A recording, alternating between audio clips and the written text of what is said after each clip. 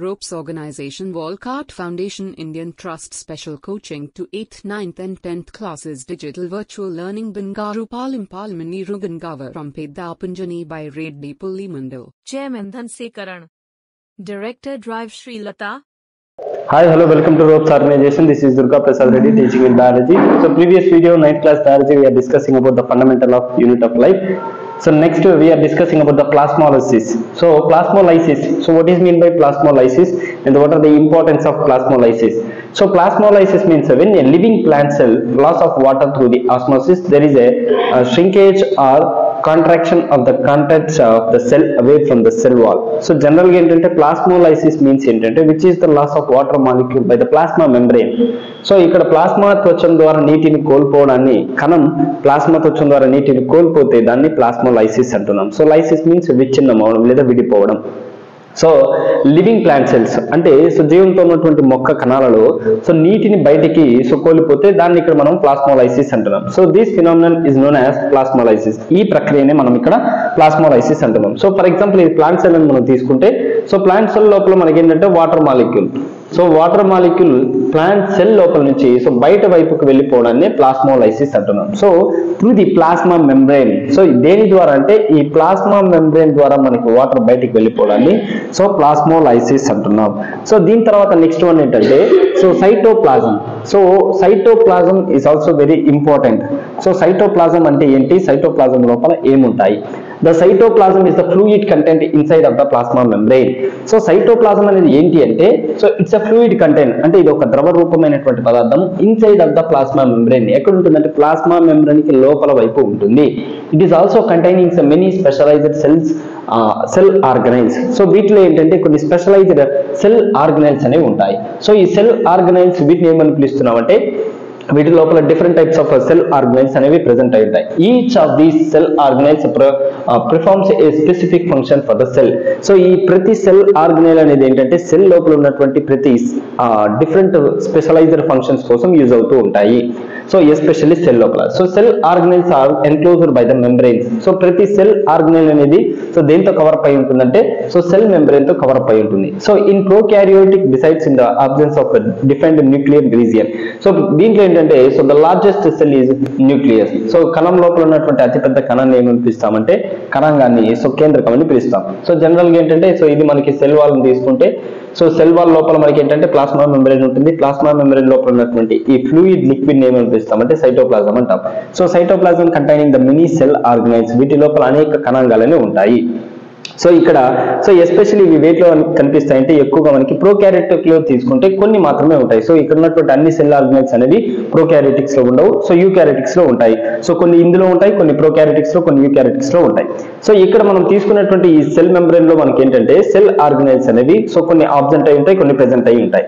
So ఇప్పుడు వీటి లోపల మనకి ఏ సెల్ ఆర్గనైల్స్ ఉన్నాయని మనం క్లియర్ గా డయాగ్రామ్ లో చూస్తే సో దీనిపైన ఉన్నటువంటి దీన్ని సైటోప్లాజం. సో ఈ లిక్విడ్ మొత్తాన్ని సైటోప్లాజం అంటాం. సో దీని చుట్టూ ఉన్నటువంటి ఈ ప్రొటెక్షన్ లేయర్ ని సెల్ వాల్ అని పిలుస్తాం. సో దీని లోపల ఫస్ట్ వన్ ఏంటంటే మైటోకాండ్రియా.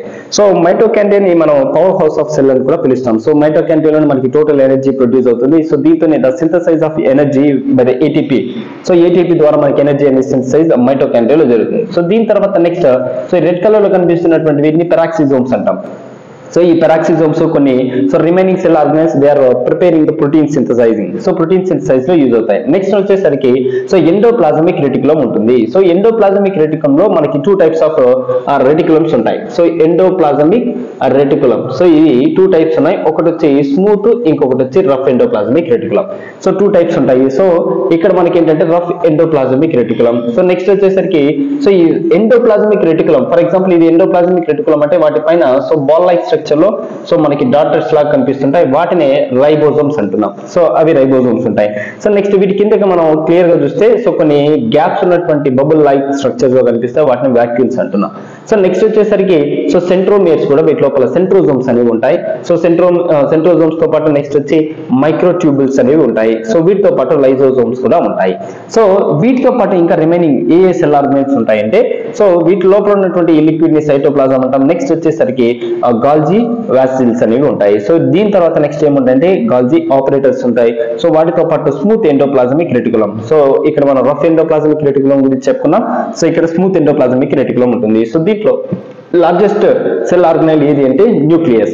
సో న్యూక్లియస్ లోపల మనకి ఏముంటుందంటే న్యూక్లియోలస్ అనేది ఉంటుంది. So which is the carrying of in the presence of centre part that is called nucleolus. So nucleus లోపల ఉన్నటువంటి సెంటర్ పార్ట్ ని సో న్యూక్లియోలస్ అంటాం.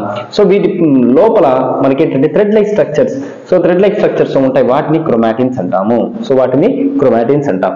సో ఇది మనకి ఏంటంటే సైటోప్లాజం లోపల ఉన్నటువంటి సెల్ ఆర్గనైల్స్. సో వీటిలో ఎక్కువ మనకి సెల్ ఆర్గనైల్స్ అనేవి డిఫరెంట్ ఫంక్షన్స్ లో యూజ్ అవుతూ ఉంటాయి. సో సైటోప్లాజం తర్వాత మనం క్లియర్ గా చూస్తే సైటోప్లాజంలో మనకి ఏంటంటే సో ప్రోకారియోటిక్స్ లో ఉంటాయి, at the same time eukaryotics లో ఉంటాయి. సో ఈ ప్రోకారియోటిక్ అండ్ యూకారియోటిక్స్ లో మనం తీసుకుంటే సో సెల్ ఆర్గనైల్స్ లో మనకి సో డిఫరెంట్ టైప్స్ లో ప్రోకారియోటిక్స్ లో కొన్ని సెల్ ఆర్గనైల్స్ మాత్రమే ఉంటాయి. సో అదే విధంగా యూకారియోటిక్స్ లోను కొన్ని సెల్ ఆర్గనైల్స్ మాత్రమే ఉంటాయి.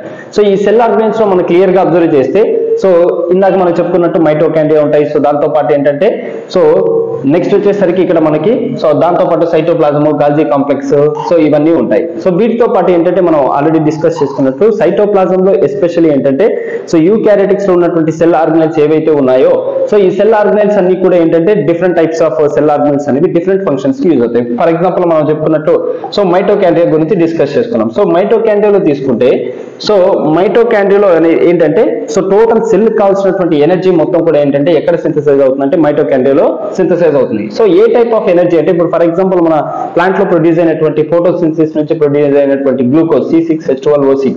సో ఈ గ్లూకోజ్ కాంపౌండ్ అనేది సో దీని నుంచి ప్లాంట్ కి కావాల్సినటువంటి ఎనర్జీ ఎలా ఉండాలంటే ఏటీపీ ఎనర్జీ కావాలి. So ATP means adenosine triphosphate. So ఈ అడినోసిన్ ట్రైఫాస్ఫేట్ ఎనర్జీ అనేది సింథసైజ్ అవ్వాలంటే మైటోకాండ్రియా ఉండాలి. సో ఈ మైటోకాండ్రియాస్ అనేవి ఏం చేస్తాయంటే గ్లూకోజ్ ని ఏటీపీగా మారుస్తుంది. సో ఈ ఏటీపీ అనేది remaining the plant functions. So plant లో జరిగేటటువంటి డిఫరెంట్ ఫంక్షన్స్ ఏవైతే ఉన్నాయో సో ఆ ఫంక్షన్స్ ని మనం ఫిజియలాజికల్ ఫంక్షన్స్ అంటాం.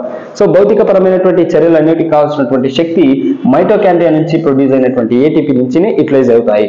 సో దీన్ని ఇక్కడ ఏమని పిలుస్తున్నామంటే మనము సో అందుకే మైటోకాండ్రియాని మనం కణశక్తి భాండాగారం అంటాం. సో దాన్ని సో ఇక్కడ మైటోకాండ్రియాని పవర్ హౌస్ ఆఫ్ సెల్ అని కూడా పిలుస్తాం.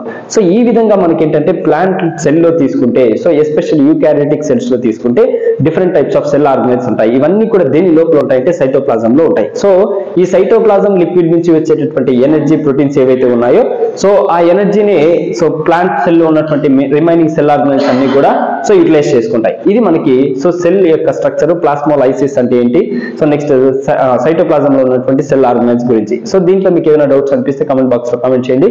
థ్యాంక్ యూ అనండి.